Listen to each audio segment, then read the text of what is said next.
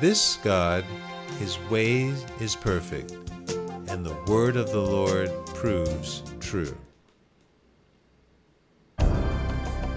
It is Saturday, the 11th day of March, 2023. Clive Walsh here, and it's time for the reading of our devotional thought for today. And I'm reading from the devotional book, Truth for Life by pastor and author Alistair Begg. Today's devotional thought is entitled, Quit Your Hurrying. That's Quit Your Hurrying. And the verse today, Psalms 18, verse 30, which reads, This God, his way is perfect, and the word of the Lord proves true. That's, This God, his way is perfect, the word of the Lord proves true. That's Psalms 18, verse 30. Alistair Begg writes, God is never in a hurry.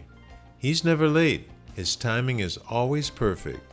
Yet so many of us spend so much of our lives hurrying from place to place, anxious to make things happen when we think they shouldn't happen. Consider Esther chapter 6 as an example. There's a lot of hurry up in this one chapter. It's not the hurry up of God, though, but the hurry up of humanity. Haman woke up and hurried off to see the king about hanging Mordecai in Esther chapter 6, verse 4. When King Ahasuerus requested that he hurried with the king's robe to exalt the person the king delighted to honor. It was no problem for Haman to do so, assuming that the honor was intended for himself.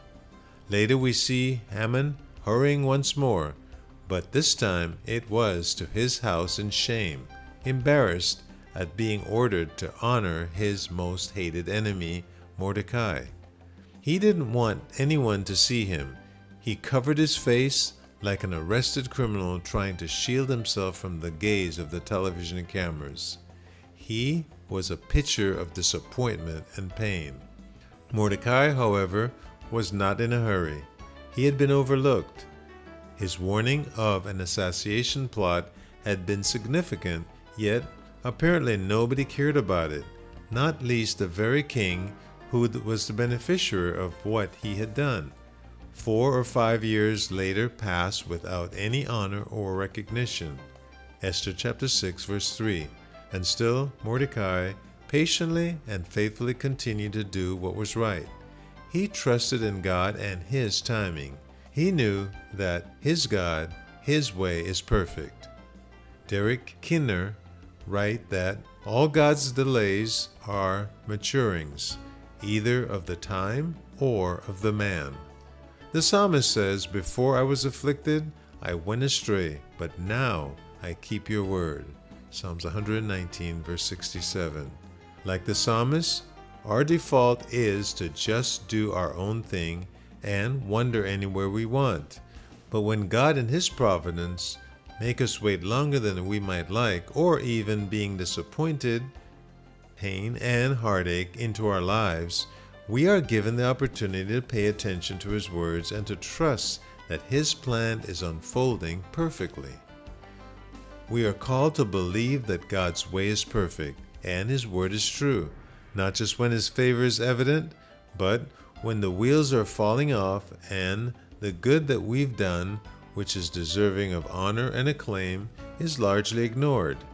Do you believe that? Remember that even God's ultimate plan of salvation did not require hurry.